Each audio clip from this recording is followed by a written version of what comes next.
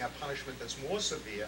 And in your case with the driving, I don't know, if the penalty for speeding were $1,000 and a year's loss of license, you know, would that cause you to slow down or stop speeding? Or at what point do you get there? There's some number involved and some time involved, obviously. But, you know, what we're doing right now is not solving the problem. And what we have currently in place, and the reason why we even did this exercise, is that what we have been doing has been gamed by the kids. And I agree with you, except for one thing. This doesn't solve the problem. This is not what's going to solve the problem that we have with the kids in the community. This is not the solution by increasing the penalties. As far as I'm concerned, it's not a deterrent. This is a punishment, and they should be punished. I agree with that wholeheartedly. It's just a question of what should that punishment be. I don't think it's a deterrent. If I could, I just want to finish. So those are my questions. I will say, so I'm semi in support of during the entire year, though I would like to hear a legal ruling on that. I'm not in support of forcing treatment or educational programs. I think we ought to, they have to be evaluated before any such program, and then the recommendation is made after that. I am strongly in favor of Mr. Bauer's penalty for third violation. What the MIA does is second and subsequent violations, so you could have up to 10 violations and they don't increase the penalty. In my opinion, if we have a student who has a third violation, that student should be suspended from that activity for a year. I strongly support that. I agree with that. I don't think we can tolerate that. The other thing I support is, and I think you're going to add scrimmages in there, is that the student, the participant will still be able to participate in scrimmages and practices. I really like the fact that we're spelling out what the time penalty is for extracurricular activity violations. 2 weeks, a month, and then the third violation, you're done for a year. I, like Jerry, do not support the guilt by association. I think we still, I don't think, I agree that the student should leave, but I just don't support you were there, so you're penalized. And finally, I might support a more severe penalty for the driving after having drinking alcoholic beverages or using drugs, but I'm not 100% sure on that one. So I think I'm probably 75% of the way there with you. A couple of questions. The full year thing, I really would like to see what other districts are doing. I think that it just, while I hear what Karen is saying, what Jerry is saying, it just doesn't make sense to me that if a kid is arrested for a violation in the summer, they pay no penalty. I just don't get that. The day before the season starts. Or the day before the season starts, right. You know, so if summer practice football start August 15th and the kid does something on August 14th, we can't do anything about that, and that just doesn't make sense to me. So, but I do want to get some rulings on that. I just wanted to, you're finished, right? Yep. Okay.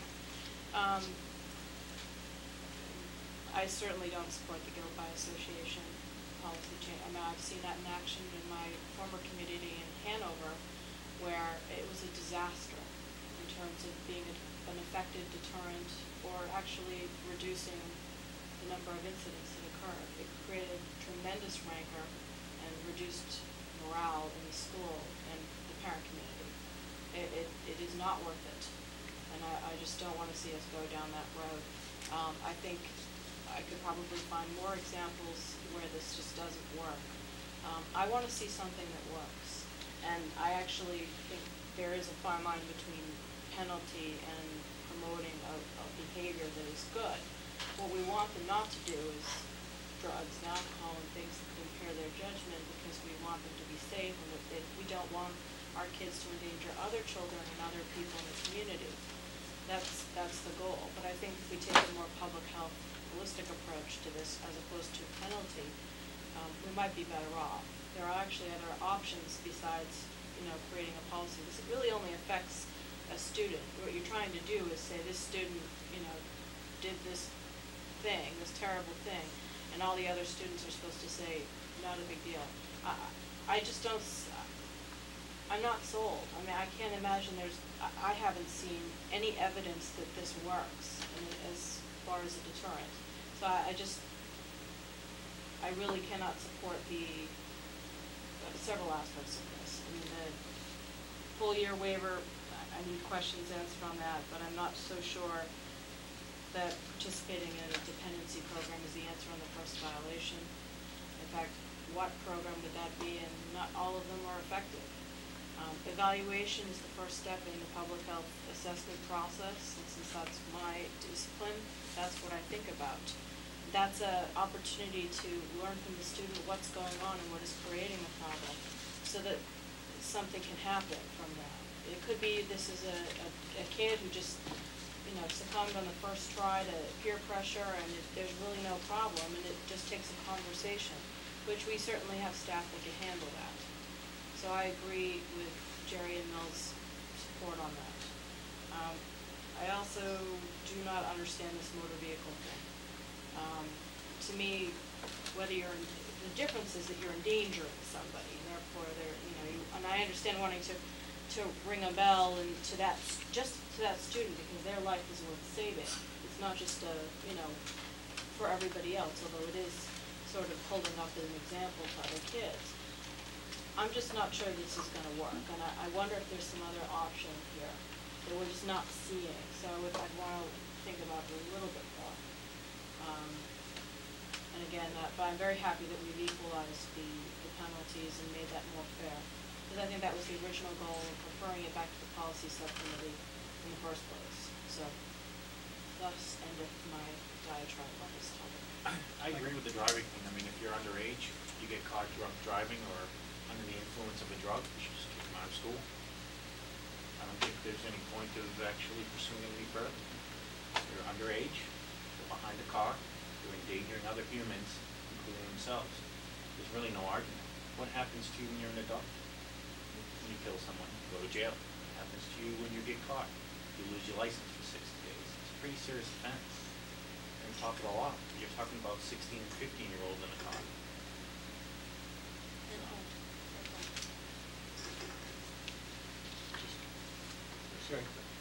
I don't want people that are listening or read this in the paper lose sight of the fact that these are sanctions that are imposed upon students who participate in athletics or other extracurricular activities, who are also have to face, if there's a criminal violation, the very same criminal justice system and sanctions that the adults that Mike just talked about face as well. I also want to point out that other students who do not participate in these activities, there is no consequence to them at the school level. None. So anything that happens to the kids that are participating, is above and beyond anything that would happen to any other student that's not participating. And that's the whole purpose of the MIA policy, to suspend them for a portion of the season. I think we lose that distinction sometimes when we're talking about this. The two kids in the car together, two of them driving side by side, one of them's an athlete and one of them's not, then they're going to be treated the exact same way, except the athlete is going to be sanctioned as far as his athletic participation. So I think one of the things that occurred to me as I was going through this, Jerry, is that we have that group that isn't covered by any kind of penalty, and they are potentially a serious problem, because if they're not involved in athletics and they're not involved in activities, then they might very well be more at risk than the folks that are. And it occurred to me that what we perhaps also need is a policy to deal with those. well, and again, that's a whole new frontier that we're looking at. I'm not sure what and up until now, this didn't even necessarily affect students involved in activities. I still want to get behind the rationale of this whole dismissed, tardy, absent thing, because it's driving me bonkers. I mean, when John Bernard comes in here, I'm going to start all over again, because I just, again, for the life of me, if I'm sick on Friday and I cannot come to school, I may be feeling a lot better on Saturday, much better on Sunday, and great on Monday, I don't get it. I don't And if know. I have to get dismissed, if I've got a big game on Friday night, or I'm in the Masters presentation, Right, which I've rehearsed for 3 or 4 months, and I've got a toothache, and I've got to leave to go to the dentist and come back to the school, and I don't want to hear this business about, well, the principal in exceptional cases can make an exception. What does that mean? What does that mean? I can fully understand that, and frankly, I've already wrote in here that we need to change this, so that's taken care of I with agree. Jerry. But aside from that, I feel very strongly that we need to keep the issue in on the driving. And that if you have a violation of the chemical policy and you're driving a car, then I think that we ought to shut you off for a year. I'm opposed to it. I think there are sanctions in place for everybody that drives under those circumstances. And again, keeping in mind, we're dealing with the student athlete as opposed to the other student where the only sanctions they're gonna deal with is what the court system is gonna impose upon them, so. I guess I completely understand what you're trying to do, Cliff. I don't know if I would support a whole year though on that. You know, maybe it's a full season for an athlete and 3 months for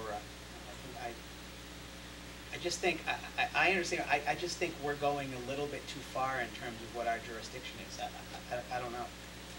I don't know, again, We'll find out. something you can, I'll talk to Nancy tomorrow and ask her to do a little bit of research for us. I'll go out on the superintendent's listserv and ask what districts have year-round jurisdiction and what problems or benefits have they. also ask Right. if any of them have specific penalties for what Cliff has here, you know, driving a motor vehicle. Okay. So I think there's some agreement here on, I think I heard that most of us agree, if not all of us, that a third violation is probably worthy of a year suspension. I mean, that's a lot of violations, in my opinion. I don't know what anybody else, Karen? Well, yeah. But I don't know, I just feel, But it is a third violation if they've only. yeah, it is a caught it. third Right. violation. So it could be It's that like, you really- know, the Yeah, second right. time, the second time really bothers me that it happened, and third time is like, give me a break, you know? How many times do you have to, You're doing a disservice to the fellow athletes and Right. the people that participate in activities, but again, it just separate of the issue of kids and other, who don't participate in anything, you know, that's the piece that bothers me the most. I think we also have agreement, or general agreement on the suspensions from the extracurricular activities, 2 weeks for the first violation, a month for the second violation. That sounds Yeah. fair to me. Yeah. I don't think we have agreement, because I know obviously Cliff wrote the policy on the treatment or education. I support evaluation, and I don't think I support it after a first violation. I support it after a second or subsequent violations. I guess what I'm trying to do is to get to a point where Cliff That's what I'm looking for. can proceed with the next version so we can be closer. It's in the middle of, Jerry said that maybe we can meet with the nurse or Yeah, the no, guidance counselor or something. I don't have a problem with required duty, with the right professional, whether it be Right. the nurse or the guidance counselor, to make a determination if they're qualified to do that, whether or not the person should attend they have alcohol education classes. Right. You know, they have, the National Transportation Safety Board has a 1-day, a 4-hour driving class to make you understand they have a half-day, 4-hour brains at risk course that they require you to take in the course, everybody that's convicted of drunk driving. So there are different things that they could do. So I have no problem from, as Karen suggested, an evaluation, done by the proper. Evaluation on the first? If it's an evaluation, I guess. I would agree think about with it, that. Even the first is fine. I would Yeah. agree to that. I mean, yeah, because as Michael said, it's the first time being caught, but we don't know if it's the first time. So an evaluation to me is sitting down with, if we have a proper counselor at the high school Right. that can do that, I think that makes sense. I I just think it's an opportunity to identify other risk